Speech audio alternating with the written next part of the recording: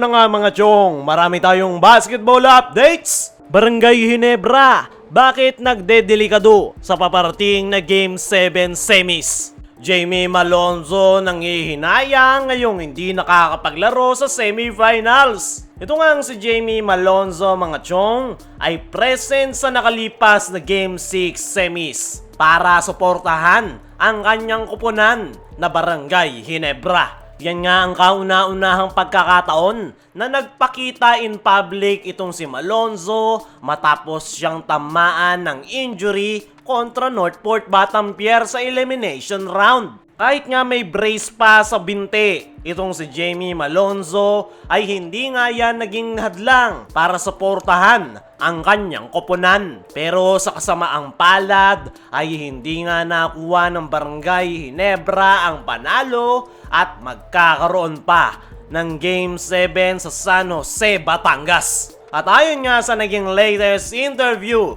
nitong si Jamie Malonzo ay laking panghihinayang nga nito dahil gustong-gusto niya nga raw ang Game 7. Medyo frustrated nga raw ito na hindi niya natutulungan ang kanyang kupunan. Pero tiwala naman daw siya sa kanyang kupunan na magagawa nilang makuha ang panalo. Nagbigay rin ng update itong si Jamie Malonzo patungkol sa kanyang injury. 4 weeks niya pangaraw susuotin ang protective boot sa kanyang binti. Matapos niyan ay susunod na rin daw ang therapy na pinaka-importante para sa kanya. Medyo matagal-tagal na nga rin noong nakita nating huling naglaro itong si Malonzo sa Barangay Ginebra matapos itong tamaan ng injury. Pag-aamin pa nga ng nasabing Ginebra High Flying forward ay yan nga raw ang kanyang first major injury. Pero okay na nga raw siya ngayon at sigurado raw na makakabalik din siya sa Barangay Ginebra,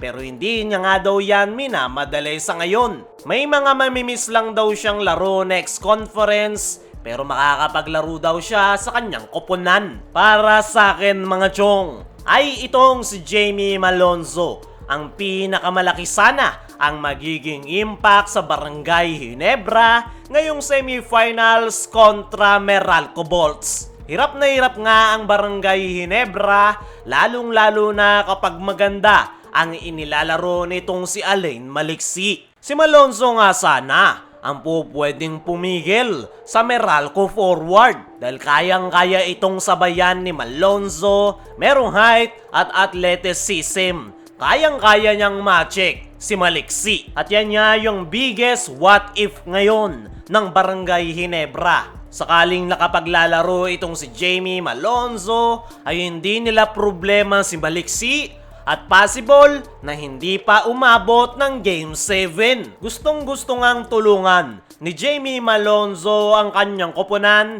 ngayong semifinals. Pero wala nga daw siyang magawa dahil kinakailangan pa nga rin daw niyang mag-recover. Ang magagawa na nga lang daw niya ngayon ay i-cheer ang Barangay Ginebra, lalong-lalo na sa darating na Game 7. Sa ngayon nga mga chong ay nagdedelikado ang Barangay Ginebra sa darating na Game 7. Lalo na't nakuha pa ng Meralco ang panalo last Game 6 at nasa kanila nga ngayon ang momentum. Kitang-kita nga yung frustration kay Coach Tim Cone matapos ang laro. Sa kanyang naging ambush interview nga ay tipid ang sagot ni Coach Tim kung saan sinabi nito, "What can I say? Game 7, the two best word in sports." Naiintindihan ko nga mga chong kung saan nanggagaling ang pagiging disappointed ni Coach Tim sa kanyang koponan dahil sa nakalipas na Game 6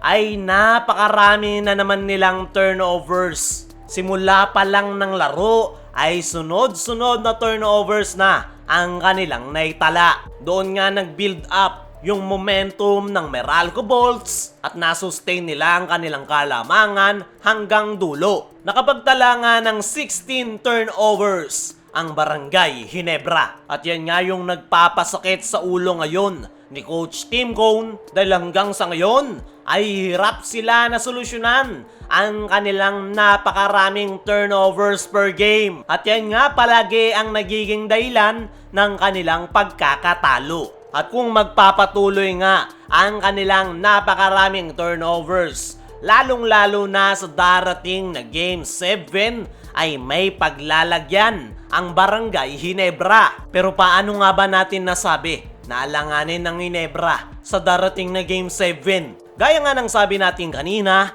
ay nasa Meralco Bolts na ngayon ang momentum matapos nilang makuha ang Game 6. Pagdating naman sa Barangay Ginebra, ay bagsak ang kanilang moral matapos ang kanilang pagkakatalo. At yan nga yung kinakailangang magawa ng paraan ng Barangay Ginebra.